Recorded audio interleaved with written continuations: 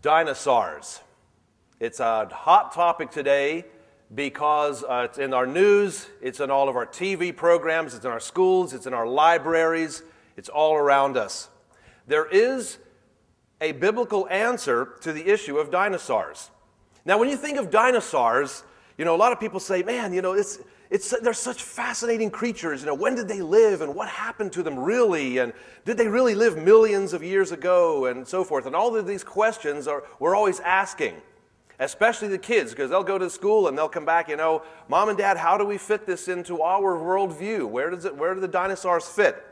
When you look at this tooth, your first impression is, there was that T-Rex that goes through the jungle and grabs lawyers out of outhouses and starts crunching on them, Now, I want to tell you something. That's all Hollywood, because I've been trapped in a car among herds of stampeding elephants that don't shake the coffee or the water or whatever in the car like that. A lot of that's Hollywood. We know he was a meat eater, right? I mean, look at that long, sharp tooth. He's definitely a meat eater. He's definitely a meat eater. He's definitely a meat eater. Or was he? You see, just because a creature has long, sharp teeth does not prove that he ate meat. Now, a T-Rex might have eaten meat. That's fine. I don't mind that. But we don't know that for certain. That's my point. We're being told one story and one story only. Birds breathe completely differently. A reptile lung is diaphragmatically activated like our lung. Our air sacs, the air goes in one way and goes out the other. In one way and right back out. In bird lungs, they don't. The air sacs are unidirectional. The air goes one way.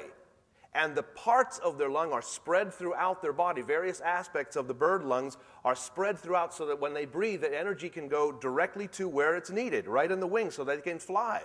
Half a reptile lung and half a bird lung is fatal to the creature. So how could this turn into this? So you'd have to explain an awful lot more than just what appears on the surface. Oh, yeah, the scales turn into feathers. There's an awful lot of other things you need to explain. Here we have a reticulated python, and this is still a baby. It's only 16 feet long. There's 4 words that children's fairy tales always begin with. What are those words? Once upon a time. Now, there are many adult fairy tales as well that adults believe and teach. Those 4 words that those fairy tales begin with are millions of years ago. If you see millions or billions of years ago, watch out, adult fairy tale to follow. That is not what the scripture teaches. The dinosaurs lived with man dominating, for 1,656 years. That time ended at the time of the Great Flood. You might say, wait a minute, dinosaurs on the ark? I mean, I've been to my local bookstore, Christian bookstore. I've never seen a painting of dinosaurs on the ark. They will tell us that the animals we have here, some even tell us, are less than 10% of the animals that used to be alive. According to that idea, most animals are now extinct. Now, why would God say to Job, go and look at Behemoth if there is no such thing as Behemoth anymore? So obviously this is a creature that is still alive, right? And God says, look, he sways his tail like a cedar tree. That's not the way elephants sway their tails.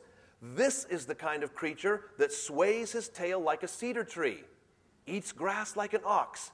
Chief among the creations of God, we have never yet found a creature larger than a brachiosaur, diplodocus, one of those creatures like that. And the Bible specifically says, chief among the creations of God. Job was looking at a creature like this, still alive after the flood.